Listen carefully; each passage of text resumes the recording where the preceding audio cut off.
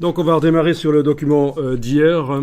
Donc en fait, j'ai quand même créé un dossier pour aujourd'hui, mais je vais redémarrer du dossier d'hier en fait, pour l'instant. Dans le dossier d'aujourd'hui, à certains moments, je vous dirai ce qu'on mettra dedans. Donc je redémarre du dossier d'hier et nous avons le dernier document. Et il y avait des problèmes à résoudre.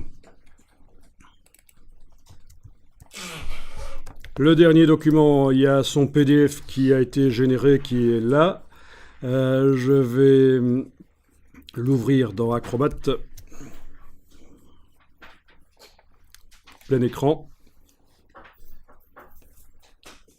Je vais peut-être le... Non, il n'est pas complet. Il n'est pas complet, je vais le fermer et régénérer en affichant bien tout dans InDesign. Donc, dans le menu fenêtre calque, il y a certaines choses que je n'avais pas affichées le temps de travailler sur le texte là. Donc, notamment l'info Colorado. Voilà, il est affiché, le texte là en dessous.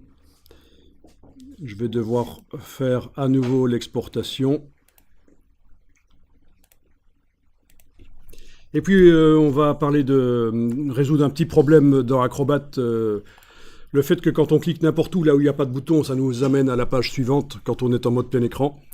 On va parler aussi de comment créer un diaporama, même un diaporama avec des dizaines d'images. Bien sûr, on ne va pas utiliser le système de boutons qu'on a programmé jusqu'à présent parce que à partir d'un certain moment, ça devient trop complexe et trop long à faire. Donc on va utiliser un système qui normalement ne fonctionne pas dans les PDF interactifs, mais on va le faire fonctionner dans les PDF interactifs.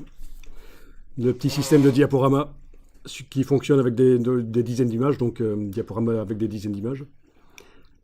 Puis on va parler des vidéos aussi, mettre une vidéo dans un PDF interactif et créer des contrôleurs personnalisés pour la lecture de la vidéo, la mise en pause, le redémarrage au début de la vidéo. C'est-à-dire que les vidéos, elles viennent avec un contrôleur basique, vraiment une barre basique, un peu comme dans YouTube, mais on peut en fait utiliser n'importe quoi comme bouton pour contrôler une vidéo. Bon. Ok, je vais enregistrer le document dans le dossier et l'exporter en PDF interactif et vérifier que tout fonctionne bien.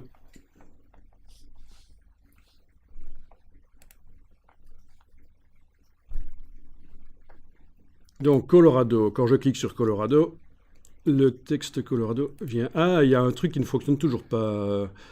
Vers la page Texas. C'était affiché dès le début. Oui, ce serait bien que votre document aussi fonctionne nickel. Oui, j'ai un problème au début. Le bouton vers la page Texas apparaît d'office, il doit pas lui. Hein. Donc j'ai encore un petit truc à aller faire dans InDesign pour corriger ça.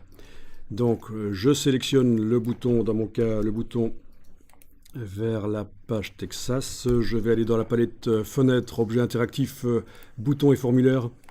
Et en effet, je n'ai pas coché l'option masquer jusqu'au déclenchement. C'est-à-dire que le bouton, là, ne doit apparaître que lorsque il est appelé par un événement.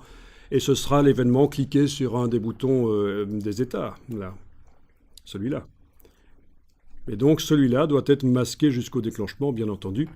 Il ne doit pas apparaître dès que j'ouvre le PDF. Donc voilà, erreur. Je réexporte.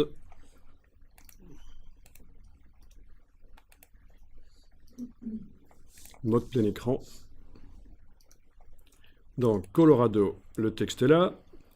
Quand je clique n'importe où, ça s'en va. Texas, le texte est là. Eh bien, il ne fait pas apparaître mon bouton. Décidément, est-ce que j'aurais pas enregistré la dernière version? Je vais devoir à nouveau retourner ici, indiquer que le bouton Texas, là, dans la palette des boutons, le bouton Texas doit faire apparaître, quand on clique sur lui, ben non seulement les infos Texas, mais aussi le bouton qui s'appelle vers page Texas, celui-là donc.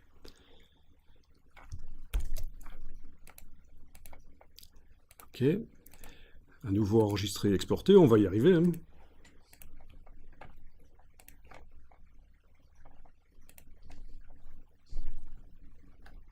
Ok, Colorado fonctionne quand je clique n'importe où, il s'en va. Texas fonctionne, oui, les deux apparaissent quand je clique n'importe où. Bien, décidément, je pense que j'ai oublié d'enregistrer une partie des choses parce que je dois à nouveau retourner dans InDesign, indiquer que ce bouton-ci, le grand bouton qui est composé du texte et d'un grand rectangle invisible, là, qui fait toute la page, ce grand bouton doit, dans la palette boutons et formulaires, doit, quand on clique sur lui, faire disparaître Info Texas, mais aussi faire disparaître vers Page Texas. Voilà. On va y arriver, je le dis, on va y arriver. Bon, c'est une petite révision en même temps.